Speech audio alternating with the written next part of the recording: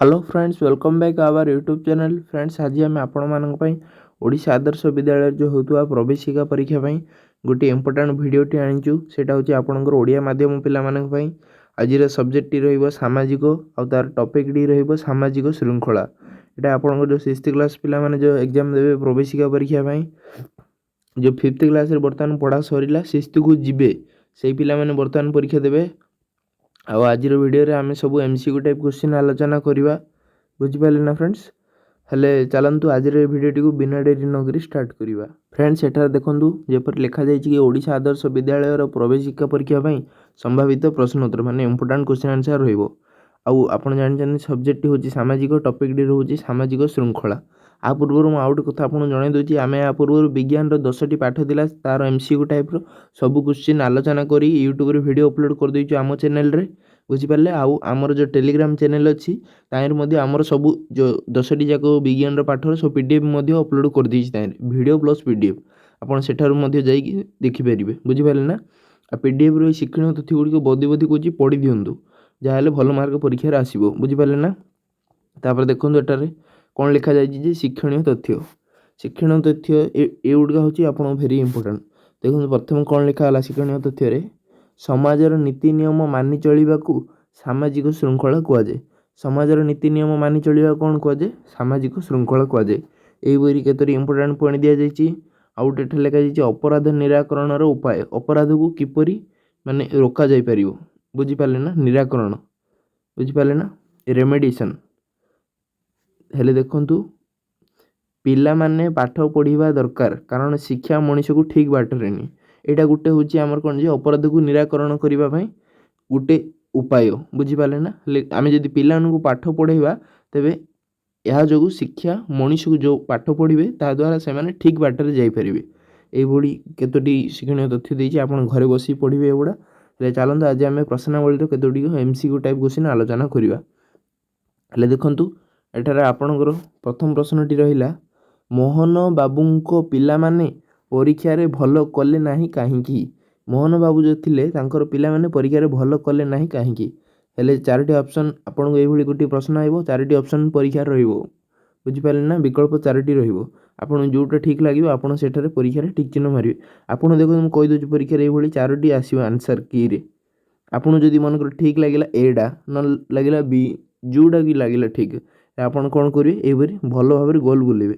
गोल जदि टिके इंदी बाहर पळाइला माने आपन सेठी मार्क कटि जियो। फ्रेंड्स, बुझि पाले ना? सेतपई ध्यान रो सहित गोल बुलेबे। हेले चलंतु देखिबा आज जो प्रश्नटा थिला जे पचारथिला मोहन बाबूंको पिला माने परीक्षा रे भलो कले नाही काहींकी। हेले यार सटीक उत्तरटी होबो ऑप्शन डी।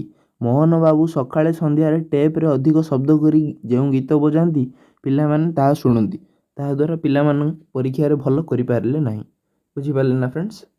तापर देखो आमर 2 नंबर प्रश्नटी निम्नरु केउंटी भलो अभ्यास। एटा जो चारोटी ऑप्शन दिया जाइछि ए चारोटी ऑप्शन मध्यरु केउंटी गोटी भलो अभ्यास अटे।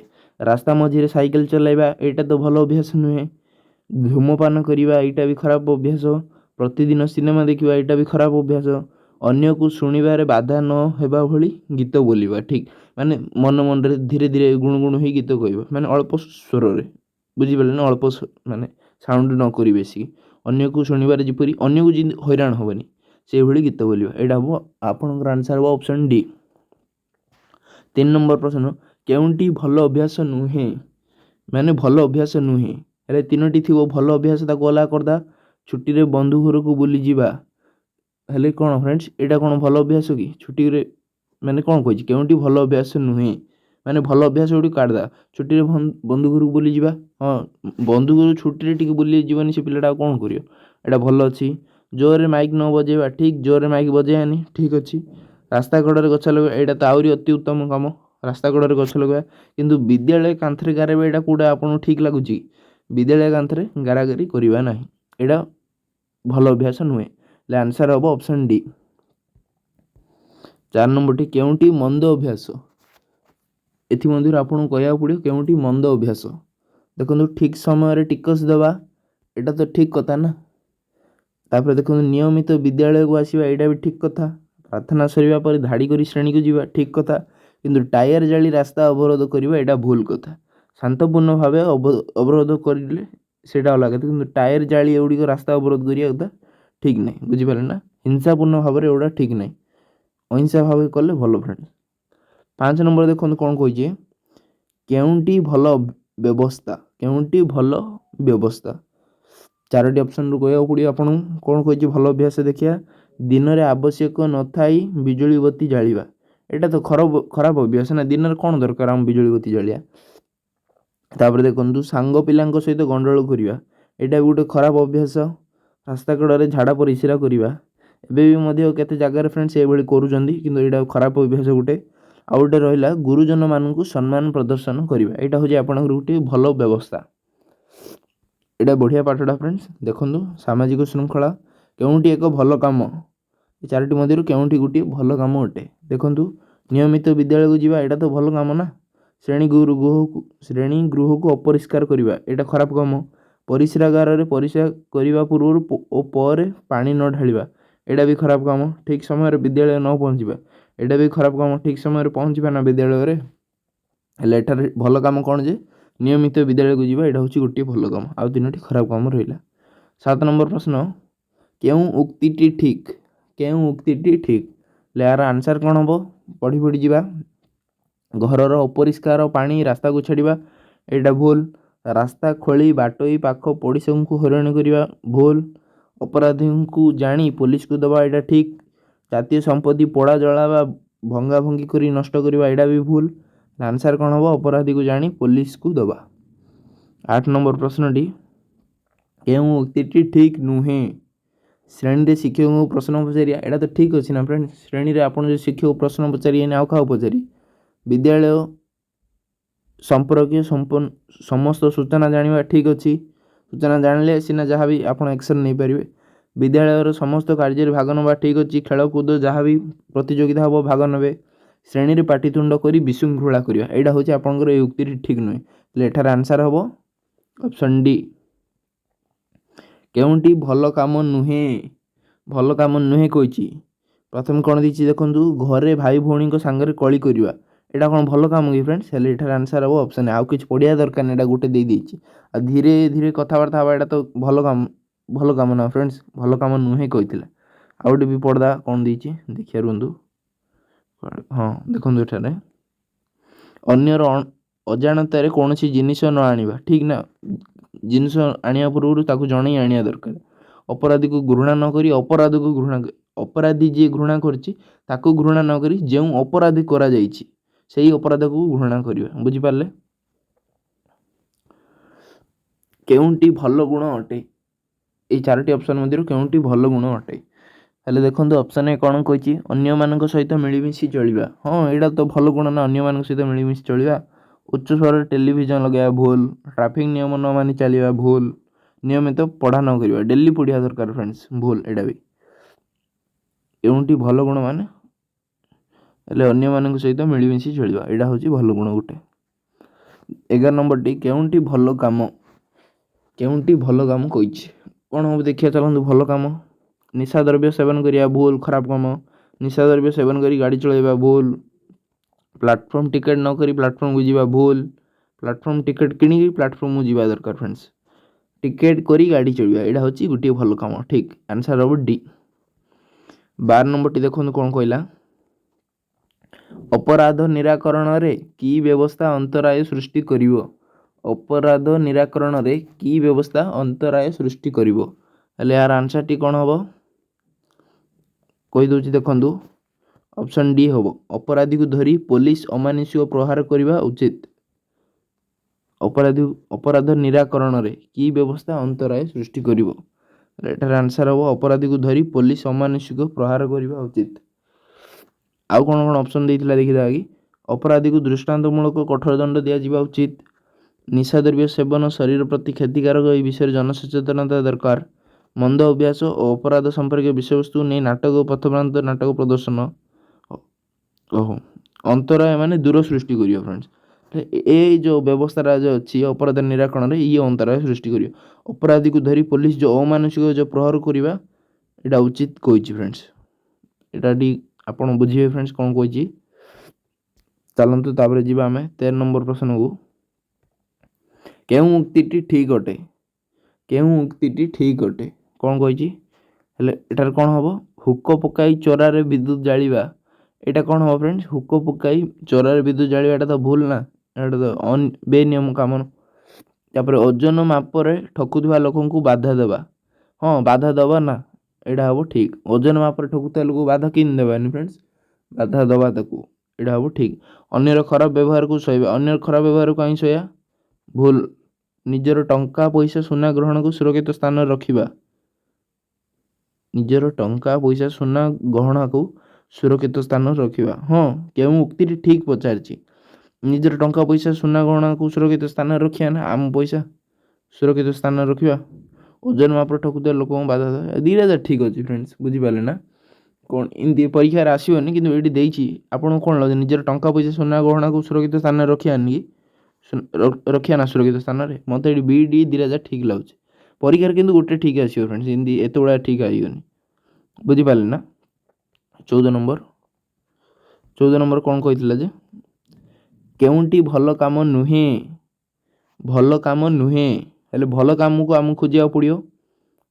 କେଉଁଗୁଡ଼ିକ ପ୍ରଥମେ ଭଲ କାମ ଅଛି? ଅପରାଧୀକୁ ଉତ୍ସାହିତ କରିବା, ଏଇଟା ଭଲ କାମ ନୁହେଁ।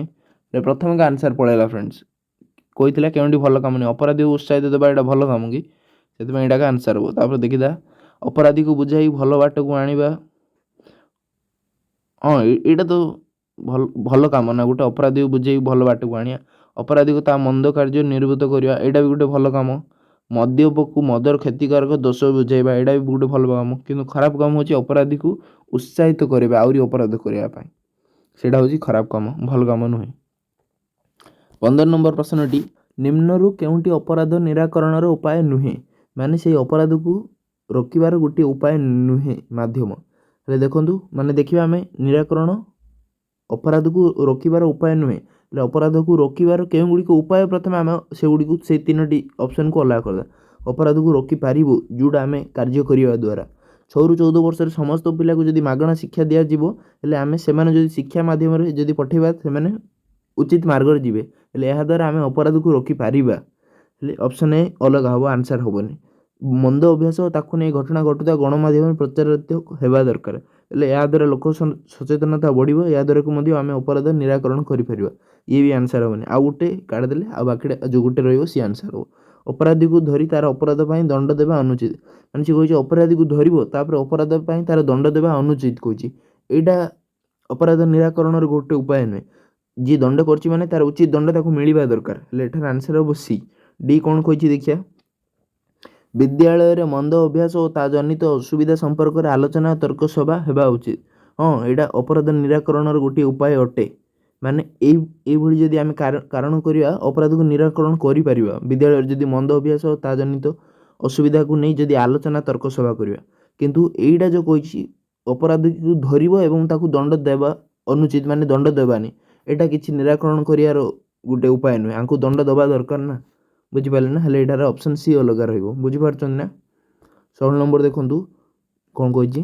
ଚୋରି ଡକାୟତି ଓ ଗୁଣ୍ଡାଗିରି କରିବାକୁ କ'ଣ କହିବା? ଚୋରି ଡକାୟତି ଓ ଗୁଣ୍ଡାଗିରି କରିବାକୁ କ'ଣ କହିବା?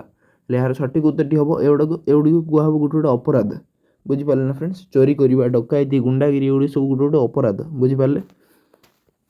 ତାପରେ 17 ନମ୍ବର ପ୍ରଶ୍ନ ଦେଖନ୍ତୁ, ଅପରାଧ ନିରାକରଣ ପାଇଁ ସବୁଠାରୁ ବଡ଼ ପଦକ୍ଷେପ କ'ଣ? ନିରାକରଣର ଅର୍ଥ କ'ଣ ବୁଝୁଛନ୍ତି ଫ୍ରେଣ୍ଡ? ଆମେ ତାକୁ ସେ ଅପରାଧକୁ ରୋକିବା କିପରି, ବୁଝିପାରିଲେ ନା? ସେଟାକୁ ଯେଉଁ ବଢ଼ି ବଢ଼ି ଚାଲିଛି ଆମେ ତାକୁ ରୋକିବା କିପରି, ସେଇଟାକୁ ନିରାକରଣ ବୋଲି କୁହାଯାଇଛି, ବୁଝିପାରିଲେ ନା? ହେଲେ ଆମେ ଅପରାଧ ନିରାକରଣ ପାଇଁ ସବୁଠାରୁ ବଡ଼ ପଦକ୍ଷେପ କ'ଣ ହେବ ଯେ ଅପରାଧୀକୁ ପୋଲିସରେ ଦେବା। ଖାଲି ପୋଲିସରେ ଦେଇଦେଲେ କେତେ ଦିନ ଖାଲି ଏମିତି ଅପରାଧ ବଢ଼ି ବଢ଼ି ଚାଲିଥିବ, ଆମେ ଖାଲି ପୋଲିସରେ ଦେଇ ଚାଲୁଥିବା। ଅପରାଧୀକୁ ମାଡ଼ ମାରିବା, ମାଡ଼ ମାରିଲେ ଏହାର ସମାଧାନ କି ସ୍ଥାୟୀ? ଜରିମାନା ଆଦାୟ କରିବା, ହଁ ଜରିମାନା ଯିଏ ଯଦି ବଡ଼ ଗୁଣ୍ଡାଟି ହେଇଥିବ, ଯଦି ପଇସା ବାଲା ହେଇଥିବ, ଜରିମାନା ଦେଇଦେବ, ଆଉ ଥରେ ଯାଇ ମାନେ ଅପରାଧ କରିବ। କିନ୍ତୁ ଆମେ ଯଦି ଜନସଚେତନତା ସମସ୍ତଙ୍କ ମନରେ ଯଦି ଶିକ୍ଷା ମାଧ୍ୟମରେ ହେଉ, ଯେଉଁ ମାଧ୍ୟମରେ ହେଉ, ଆମେ ଯଦି ଜନସଚେତନତା ଯଦି ସୃଷ୍ଟି କରିବା, ଅପରାଧକୁ ଆମେ ଅନେକାଂଶରେ ରୋକିପାରିବା, ବୁଝିପାରିଲେ ନା ଫ୍ରେଣ୍ଡସ୍? ହେଲେ ବଡ଼ ପଦକ୍ଷେପ ଏଠାରେ ଜନସଚେତନତା ସୃଷ୍ଟି କରିବା ହେବ, ବୁଝିଲେ ନା? ସଚେତନତା ସୃଷ୍ଟି କରିବା। 18 ନମ୍ବର ପ୍ରଶ୍ନ, ଲୋକଙ୍କୁ ଭୟଭୀତ କରି ଟଙ୍କା ଆଦାୟ କଲେ ଲୋକମାନେ କିପରି ଦେଖନ୍ତି? ଲୋକଙ୍କୁ ଯଦି ଆମେ ଭୟଭୀତ କରି ଟଙ୍କା ଆଦାୟ କଲେ ଲୋକମାନେ କିପରି ଦେଖନ୍ତି?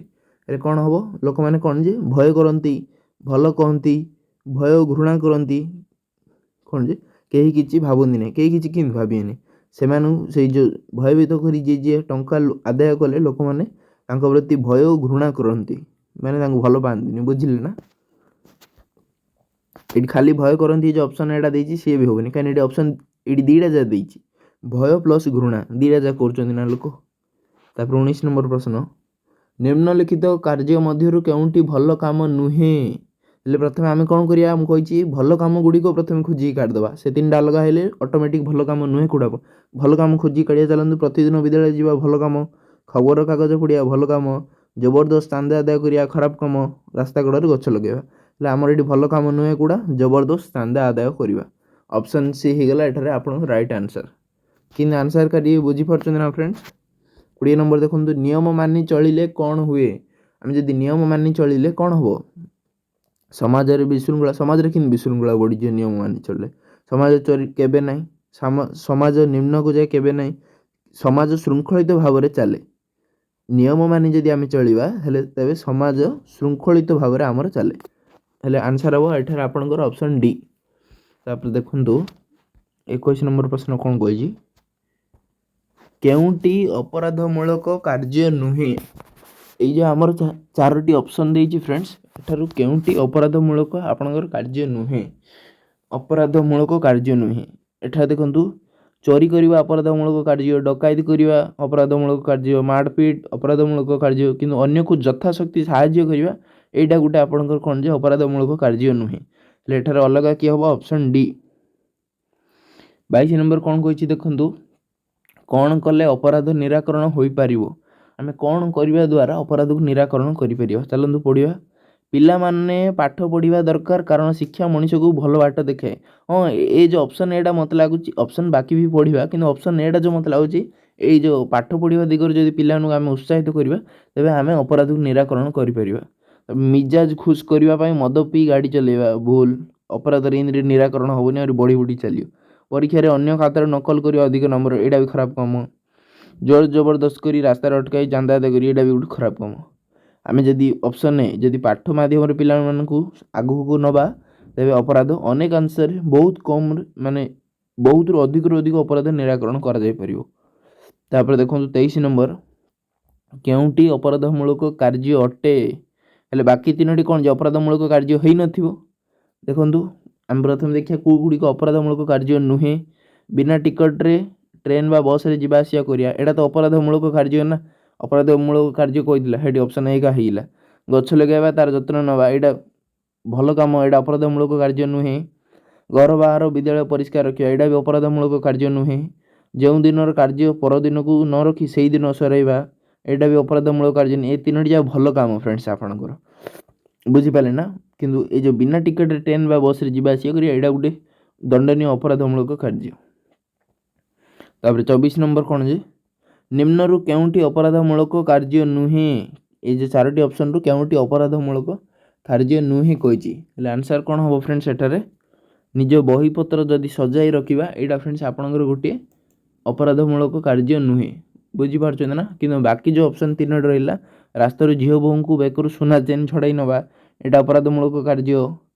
ଗାଡ଼ି ମଟର ବା ମୋଟର ସାଇକେଲ ଚୋରି କରି ନେବା ଅପରାଧମୂଳକ କାର୍ଯ୍ୟ। ପାଖ ପିଲାର ପେନସିଲ୍ ବା କଲମ ତାକୁ ନ ଜଣାଇ ନେବା, ଏଇଟା ଚୋରି କୁହାହେବ, ଏଇଟା ବି ଅପରାଧମୂଳକ କାର୍ଯ୍ୟ। କିନ୍ତୁ ନିଜ ବହିପତ୍ର ସଜାଇ ରଖିବା, ଏଇଟା ଗୋଟେ ଭଲ କାମ, ଅପରାଧମୂଳକ କାର୍ଯ୍ୟ ନୁହେଁ।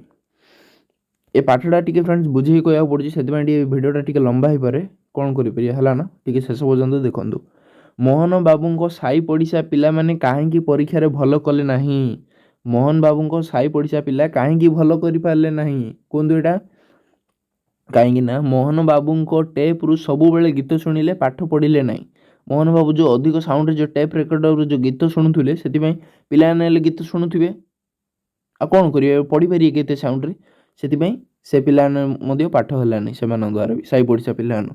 ସେଥିପାଇଁ ସେ ସାହି ପଡ଼ିଶା ପିଲା ବି ପରୀକ୍ଷାରେ ଭଲ କଲେନି। ତାଙ୍କ ପୁଅ ତ ଭଲ କଲେନି, ପ୍ଲସ୍ ସାହି ପଡ଼ିଶା ପିଲା ଗଲେ ପରୀକ୍ଷାରେ ଭଲ କଲେ ନାହିଁ। ତାପରେ କ'ଣ କହୁଛି ଦେଖନ୍ତୁ, ମୋହନ ବାବୁ ଜୋରରେ ଟେପ୍ ବଜାଇବା ଫଳରେ କି ସୁବିଧା ହେଲା? ଓହୋ, ଟେପ୍ ବଜାଇବା ଦ୍ୱାରା କି ସୁବିଧା ହେଲା? ସୁବିଧା କଥା ଏଇଠି ପଚାରିଛି ଫ୍ରେଣ୍ଡସ୍। ଦେଖିବା, ମୋହନ ବାବୁ ଖୁସିରେ ଗୀତ ଶୁଣିଲେ, ହଁ ମୋହନ ବାବୁ ଟାଇପ୍ ବଜାଇବା ଦ୍ୱାରା ତାଙ୍କେ ତ ଖୁସିରେ ଗୀତ ଶୁଣିଲେ ନା। ହେଲେ ଏଇଟା ମୋତେ ଲାଗୁଛି କି ସୁବିଧା ହେଲା, ତାଙ୍କୁ ଏକା ସୁବିଧା ହେଲା, ଆଉ କାହାକୁ ସୁବିଧା ହେଇନି, ବୁଝିଲେ ନା। ଆଉ ସମସ୍ତଙ୍କର ନଷ୍ଟି ଏକା ହେଲା। କ'ଣ କ'ଣ ନଷ୍ଟି ହେଲା ଚାଲନ୍ତୁ ଦେଖିବା। ତାଙ୍କ ପିଲାମାନେ, ପଡ଼ିଶା ଘର ପିଲାମାନେ ଫେଲ୍ ହେଲେ, ସତ କଥା ଫେଲ୍ ହେଲେ। ପଡ଼ିଶା ଘରର ବୁଢ଼ୀ ମା ଶାନ୍ତିରେ ଶୋଇପାରିଲା ନାହିଁ, ଠିକ୍। ଜେଜେମା ପୁରାଣ ପଢ଼ି ପାରିଲେ ନାହିଁ, ଏଇଟା ବି ଠିକ୍ କଥା। କିନ୍ତୁ ଏଇଠାରେ ଜଣର ଏକା ଫାଇଦା ହେଲା, ଯେ ମୋହନ ବାବୁ ଜୋର ଟାଇପ୍ ମୋହନ ବାବୁ ଶାନ୍ତିରେ ଖୁସିରେ ଗୀତ ଶୁଣିଲେ, କିନ୍ତୁ ବାକି ସମସ୍ତଙ୍କର ହଇରାଣ ହେଲା। ଏଇଟା ବି ଗୋଟେ ଅପରାଧୀଜନକ କାର୍ଯ୍ୟ ଫ୍ରେଣ୍ଡସ୍, ମନେ ରଖନ୍ତୁ। ତାପରେ ଦେଖନ୍ତୁ 27 ନମ୍ବର, ହେଲେ ଆନ୍ସର୍ କ'ଣ ହେବ ଯେ ତାର ଅପସନ୍ ଏ। 27 ନମ୍ବର ଦେଖନ୍ତୁ, ନିମ୍ନରୁ କେଉଁଟି ଖରାପ ଅଭ୍ୟାସ ଅଟେ?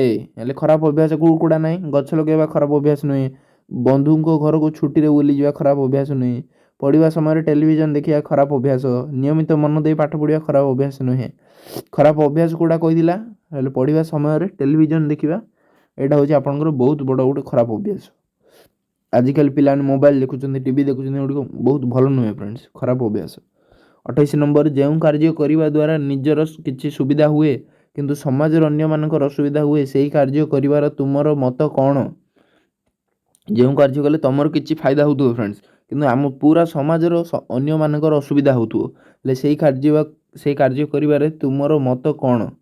କରିବା ଉଚିତ ନୁହେଁ, ବେଳେବେଳେ କରିବା ଉଚିତ, କେଉଁଠି ବି ନୁହେଁ। ମୋ ମତରେ ଆନ୍ସର୍ ହେବ, ଆପଣ କ'ଣ ମତ ରହିବ, ଏଇଟା ନିଜର ମତ ଫ୍ରେଣ୍ଡସ୍, ବୁଝିପାରିଲେ ନା। ଆପଣ ଯଦି ଭାବୁଥିବେ ହଁ ମୁଁ ହଇରାଣ କରି, ହେଲେ ଆପଣ ଅପସନ୍ ଏ ପରୀକ୍ଷାରେ ମାରିଦେବେ। ମୋତେ ଲାଗୁଛି କିନ୍ତୁ ଏଇଟା ହଇରାଣ କରିବା ଉଚିତ ନୁହେଁ, ଆମର ଗୋଟେ ଛୋଟ ସ୍ୱାର୍ଥ ପାଇଁ। ହେଲେ ଆନ୍ସର୍ ହେବ ଏଠାରେ କରିବା ଉଚିତ ନୁହେଁ, ବୁଝିପାରିଲେ ନା। ଚାଲନ୍ତୁ ଆମେ ଯିବା, ଆପଣଙ୍କର ମତ କ'ଣ ଜଣାନ୍ତୁ। 29 ନମ୍ବର କ'ଣ କହିଛି? କେଉଁଟି ଭଲ ଅଭ୍ୟାସ?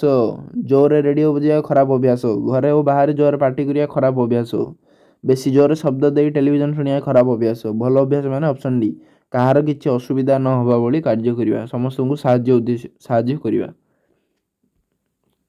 30 ନମ୍ବର କ'ଣ କହିଛି? ରାସ୍ତାରେ ଠିଆ ହେବାକୁ ଆମେ କ'ଣ କହିବା? ରାସ୍ତାରେ ଠିଆ ହେବାକୁ ଆମେ କ'ଣ କହିବା ଫ୍ରେଣ୍ଡସ୍? ଭଲ କାମ, ମନ୍ଦ କାମ, ଅପରାଧ, ବାହାଦୁରୀ, ଏଇଟା କ'ଣ କହିବା ଆମେ? ମନ୍ଦ କାମ।